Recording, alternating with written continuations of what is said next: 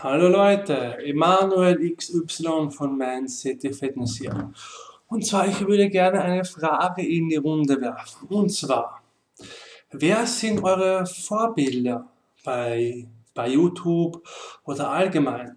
Warum habt ihr angefangen mit dem Bodybuilding, mit dem Kraftsport, mit dem Bewegungssport, mit dem Cardio? Wer hat euch bei YouTube inspiriert? Mich haben damals viele Leute inspiriert wie Zeus, Karl S., Lazar Angelov, Akko, The Persian Killer ganz besonders.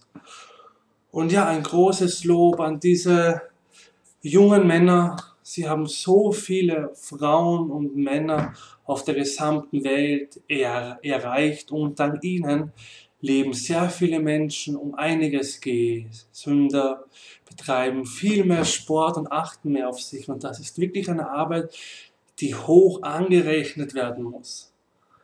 Ihre Werbung ist unbezahlbar, und zwar sie werben für einen gesunden und wohlgenährten Körper. Sie werben quasi für eine Gesundheit, nicht quasi, sie werben für einen gesunden Körper, für ein gesundes Leben. So macht Sport, betreibt Sport, geht Fahrradfahren, laufen. Jetzt im Mai, Anfang Mai ist doch so ein schönes Wetter, geht laufen, geht Fußball spielen. Und ich wollte noch sagen, im letzten Video habe ich mir einen Süß so gemacht, so, ja, und unter anderem, nein, war nicht nur ein Spaß. Ich habe vollsten Respekt vom Süß und wie ich schon erwähnt habe, sie leisten eine tolle Arbeit und haben eine wunderbare Arbeit geleistet. Sie haben auch mich persönlich auch immer mehr motiviert und tun es auch immer. Ich schaue mir noch andere Videos an von den YouTube-Größen hier, von YouTube-Legenden und ja, schreibt mir in die Kommentarbox hier unten, wäre super. Wer sind eure Vorbilder hier auf YouTube?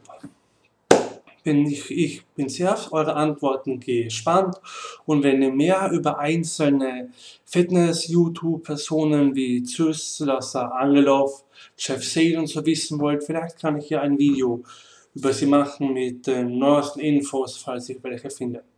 Gut, danke und schönen Abend noch. Bis dann, euer Emanuel.